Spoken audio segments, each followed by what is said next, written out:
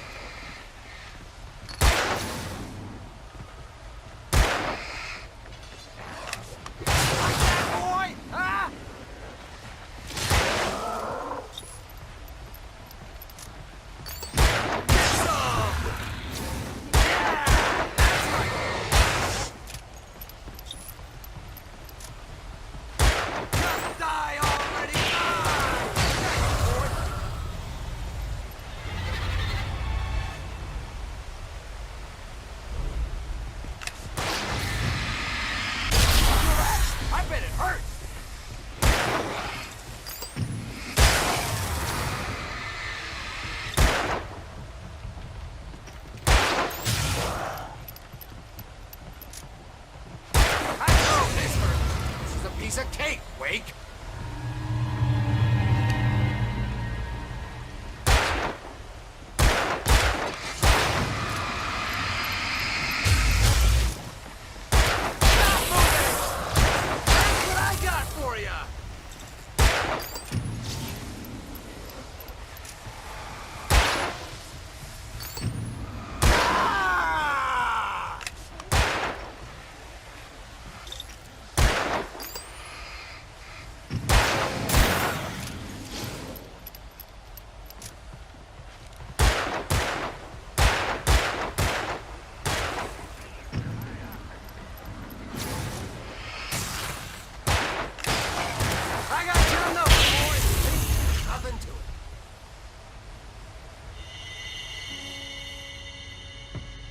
Let's cut the act now.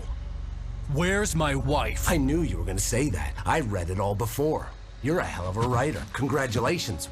You're gonna bring about something glorious and terrible once we get you some proper editorial control.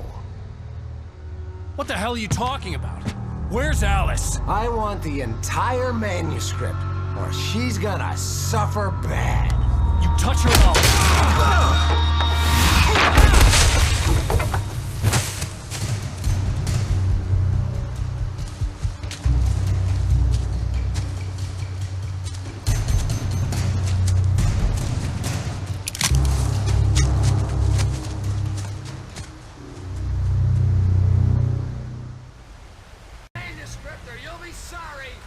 No! Come back here! I swear I'll kill you if you hurt Alice! Do you hear me? Come back here! He had Alice, and he wanted the manuscript because he thought it held some magical power. But I had no manuscript to give him. I had to get back to Barry and figure out my next move.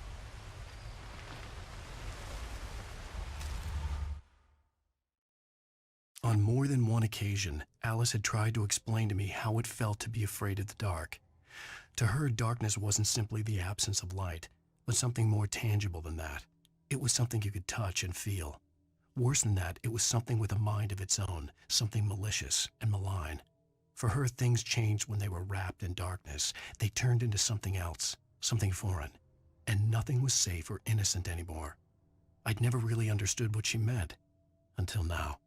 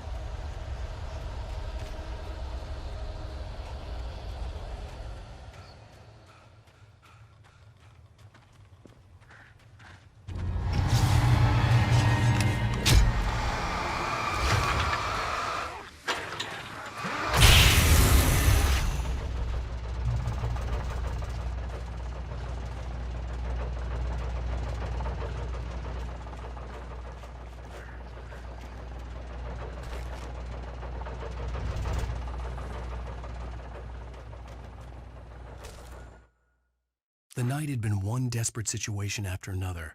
I was exhausted, and my body felt as though it had been chewed up and spat out. The flashlight was heavy in my hand, and each pull of the trigger sent a painful shock up my arm. But I was finally out of the woods, and things were looking up. That's when I heard the chainsaw.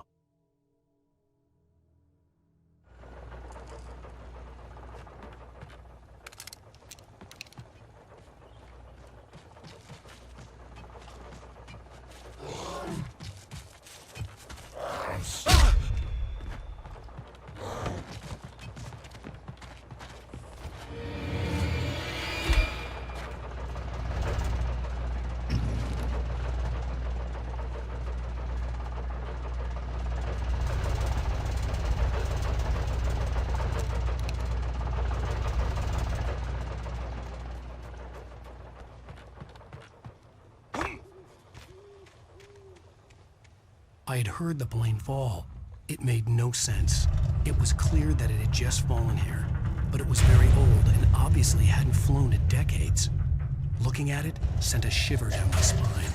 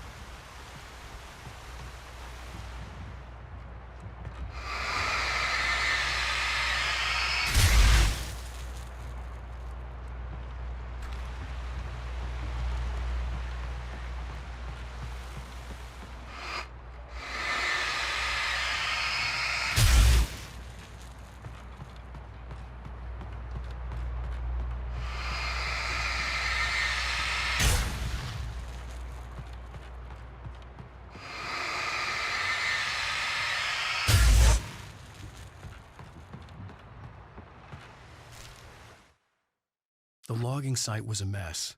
The modular office had been pushed off the cliff. Deputy Thornton climbed up from the wreckage excited, breathing hard from the exertion. Nobody there. It's weird. Don't you think that's weird? Bored, Mulligan let out a mighty snort. Hell, it's always weird, Thornton. Just a question of sorting out what kind of weird it is this time around.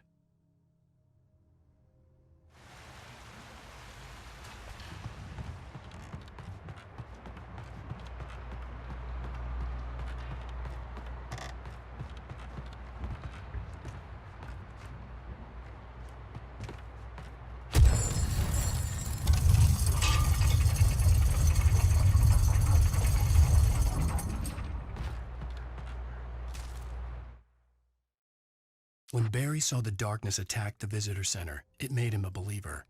The men Al said he'd shot, they hadn't been just locals on crank. Somehow the world had changed, like the channel had been switched without warning. You think you're watching a sitcom, and you're really watching a horror show. When the birds started attacking the cabin, Barry wasn't surprised, just terrified.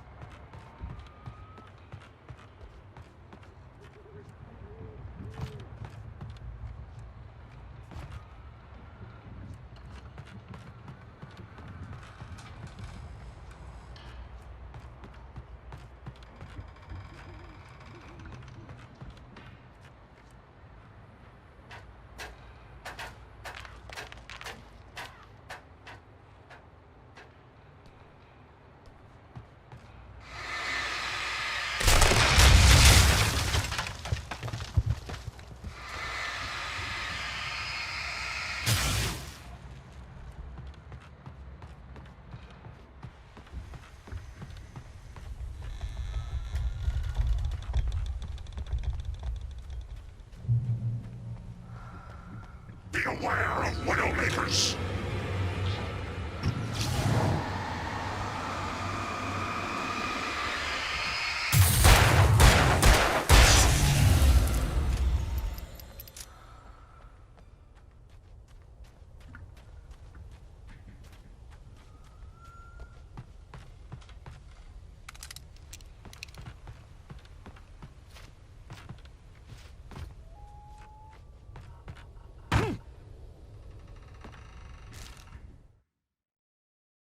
Shadows stirred and the wind picked up as I ran through the forest. I felt the dark presence turning its gaze toward me. Then the moonlight was blotted out by dark shadows that raced violently across the ground, moving too swiftly to be natural. Darkness gathered between the trees and melted again to reveal the taken. No natural path had brought them here.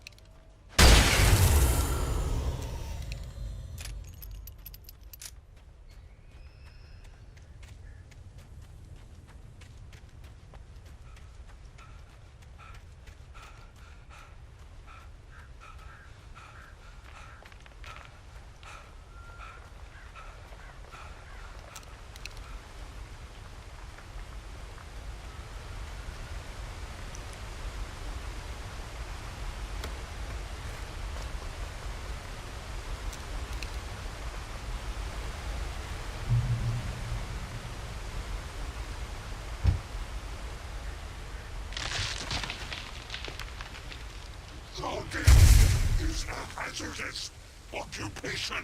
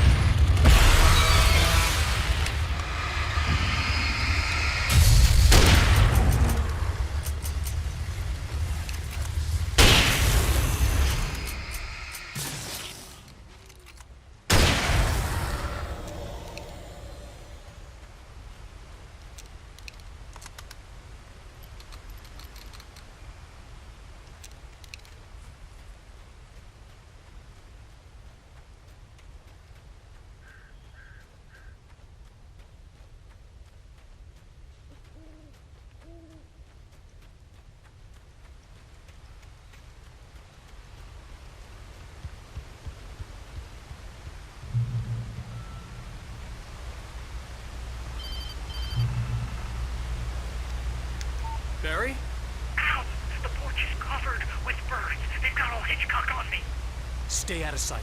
I'm on my way. Don't open the door. What am I, crazy? Stay hidden. I'll be there soon. Just make sure you keep the lights on.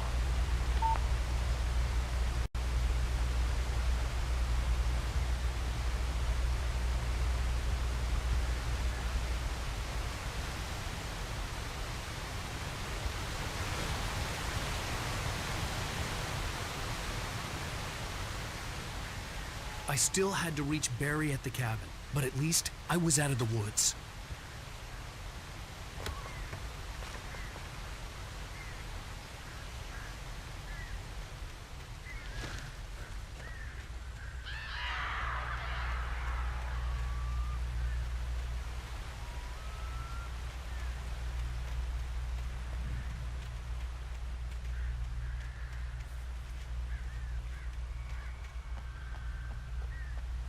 I'd have to get the car from the locked garage. It would get me back to Barry faster, and the headlights were a welcome bonus.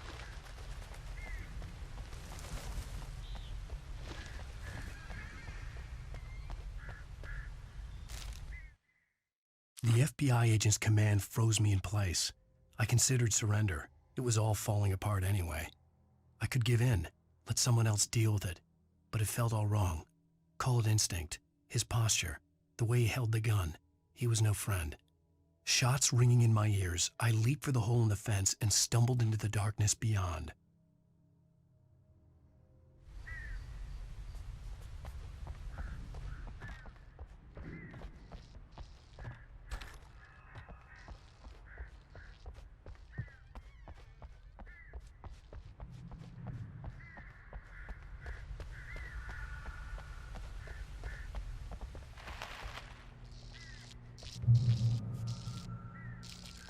I had to find the key to the garage.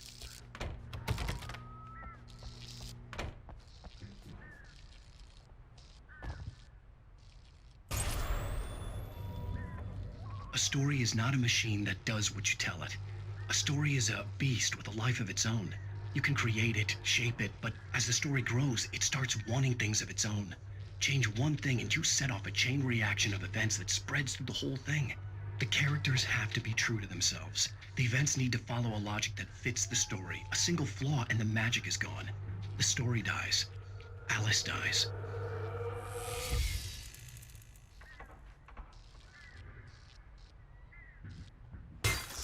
You can learn about nature and yourself.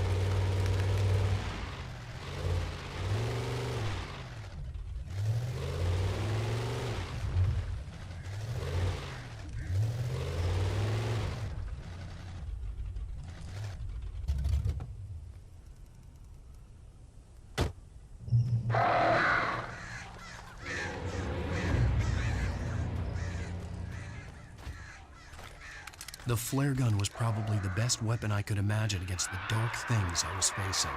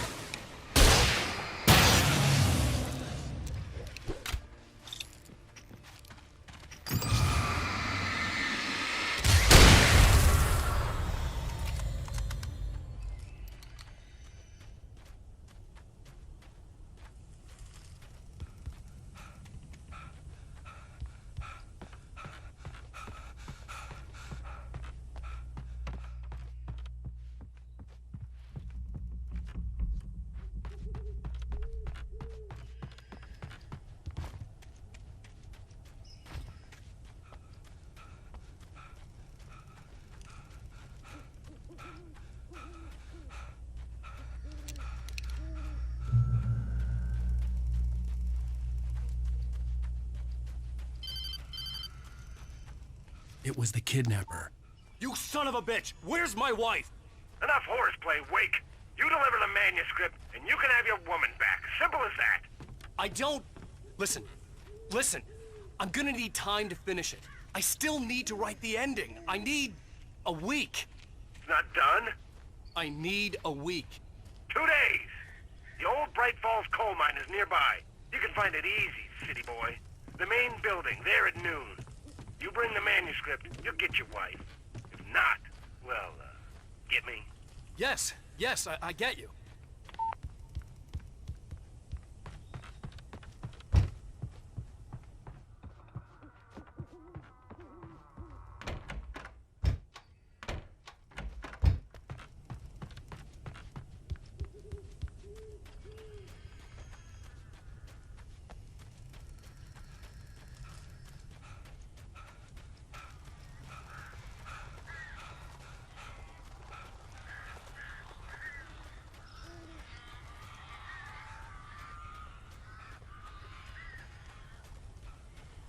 Barry had talked about birds over the phone.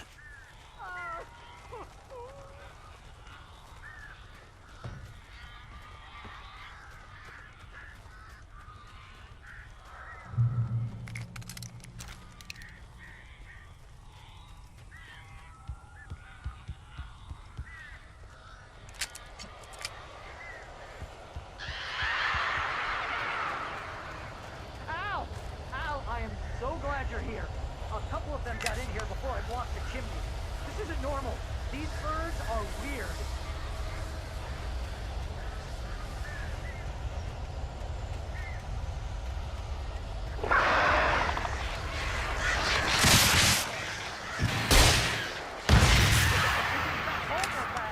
Al, make them go away, please!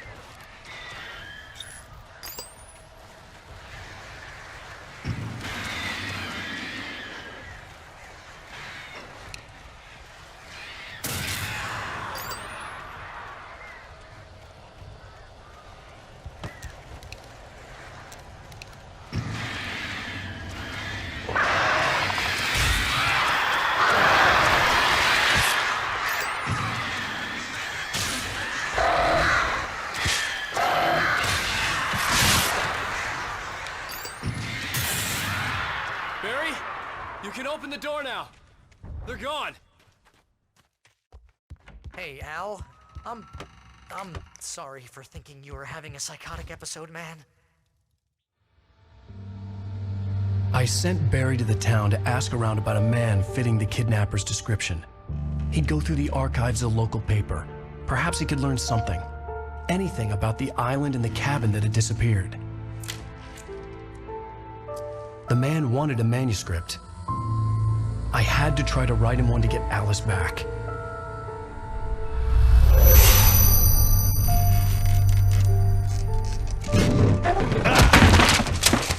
For me, the supernatural had always been nothing but a metaphor for the human psyche, a tool to use in writing fiction. Now, it was happening for real, and I couldn't put a single word on paper.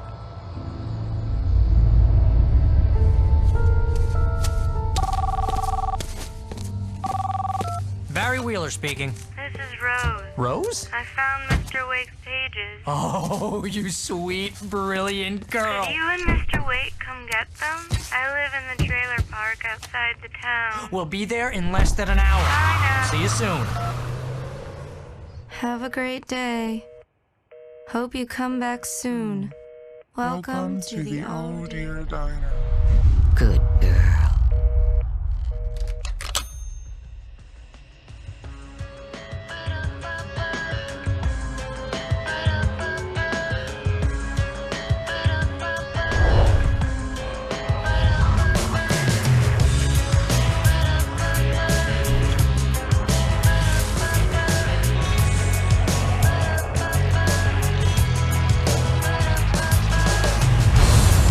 Come here. Pretty please.